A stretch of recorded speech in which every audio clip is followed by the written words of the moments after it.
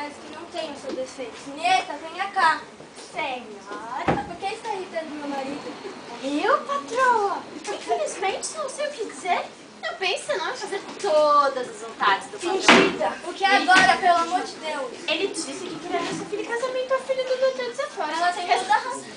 Respondi que eu considerava um partidão. Ela Eu deixava preferível que ela fosse para um convento. Ela tem toda a razão. Por que se incomoda tanto?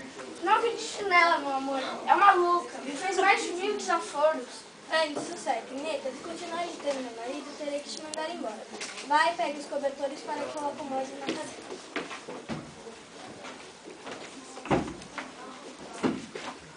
Isso aqui, e esse aqui. E esse é o contra sereno. Imbecil! Quer me sufocar, não quer? Por que agora, pelo amor de Deus? Ai, eu não aguento mais. Relaxa, querido. Olha, meu consolo é você, amorzinho. Não fique tão nervoso.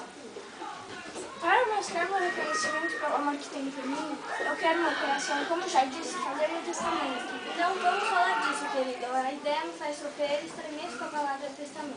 Eu pedi para você falar com o tabelião. Está aí fora, trouxe comigo. Então vá buscar, amorzinho. Mas, querido, quando você ama o marido, não se consegue entrar em outras situações, não é mesmo?